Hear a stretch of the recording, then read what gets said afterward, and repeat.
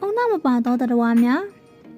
cho nó tụt tôm mía cả tao đồ số đấy phía đình hồ bây giờ về bông răng quay gì cả mũ chỉ cần lúa sẽ để phía đấy ông nào này tôi làm bao nhiêu xí à mẹ lú xí bùi áp nhé mà tràn tiền thà đây xí ra bà đấy cha bê mẹ cho nó này thay à cái bà gì bông mà ông nào mà bà đấy tao đồ đấy billion ấy chỉ vì đó xí này bà đấy ông nào mà bà đấy tao đồ mía rồi cả nó chính này cô mà khăn ra ya bà bố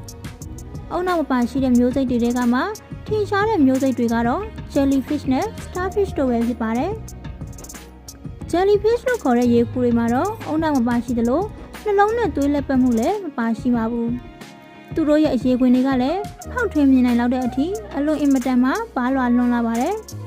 đã cháu tôi rồi cả nó chỉ muốn lấy mà khăn ra ya đấy chứ út thì nhà mẹ luyện nhỏ này đấy tất series này đang tu này bà đấy ông nào mà xí khá giá cho mà xí bé tôi rất bận rộn xin tận thành cho tôi sửa cả lấy sẽ quên sao bộ căng là bà đấy tôi nói xin tận để thành bộ cả sắp xếp xí này bộ video tụ bà đấy và phía đầu lại số đó sắp xếp xí mà ông nào mà xí bị mẹ lúc đấy dưới sẽ thay program chẳng căng để bàn này mà đấy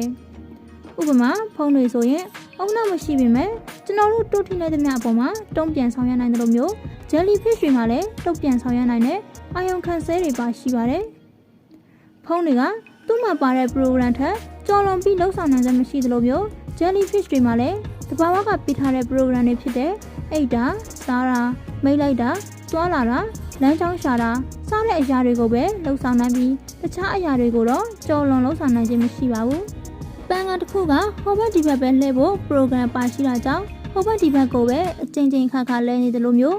jellyfish တွေမှာလည်းသူ့ program အတိုင်းအလိုလျောက်အချိန်ချင်းခါခါလှုပ်ဆောင်ပြီးရှင်းတန်နေထိုင်ကြပါတယ် starfish တွေရဲ့ရှင်းတန်နေထိုင်ပုံကတော့ jellyfish တွေထက်ပိုပြီးတော့အဆင့်မြင့်ပါတယ် starfish တွေမှာအုံနောက်သွေးလဲပတ်မှုနှလုံးတို့မပါရှိပေမဲ့နာကျင်ခြင်းကိုခံစားနိုင်ပြီး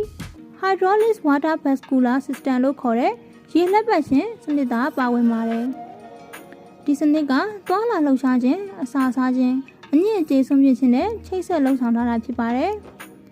starfish ရဲ့လှုပ်ရှားသွားလာမှုတွေကြောင့်လက်ချောင်းတွေမှာရှိတဲ့ပြုံတွေကိုကျုံနာဆန့်နာတွေဖြစ်ပေါ်စေပြီးတော့ပင်လယ်ရေကိုဆုပ်ယူခြင်းနှိမ့်ထုတ်ခြင်းတွေပြုလုပ်ပြီးတော့ခန္ဓာကိုယ်ထဲမှာလှည့်ပတ်စီးခြင်းစေပါတယ်။အုံနောက်ပါရှိတဲ့မျိုးစိတ်တွေမှာအားသာချက်တွေလည်းရှိနေပါသေးတယ်။တချို့ jellyfish မျိုးစိတ်တွေဆိုရင်နှစ်ပေါင်းများစွာရှင်သန်နိုင်တဲ့အကောင်တွေရှိသလိုမတည်ဆုံးနိုင်မဲ့ထာဝရရှင်သန်နိုင်တဲ့မျိုးစိတ်တွေလည်းရှိပါတယ်။ starfish တွေကတော့ကလုံးလုံးနိုင်စွမ်းရှိပါတယ်။တင်က starfish တစ်ကောင်ကိုနှစ်ချမ်းဖြတ်လိုက်မယ်ဆိုရင်နှစ်ချမ်းလုံးကဆက်လက်ရှင်သန်နိုင်ပြီးလက်တံတွေပြန်လဲပေါက်ဖွာလာက starfish နှစ်ကောင်ကိုရရှိမှာပဲဖြစ်ပါတယ်။စမ်းကြိမ်လှပတဲ့အသွင်ပြင်ကိုပိုင်ဆိုင်ထားကြတဲ့တန်တန်ကြောက်တန်းများကလည်းအုံနောက်ပါရှိတဲ့သတ္တဝါတွေပဲဖြစ်ကြပါတယ်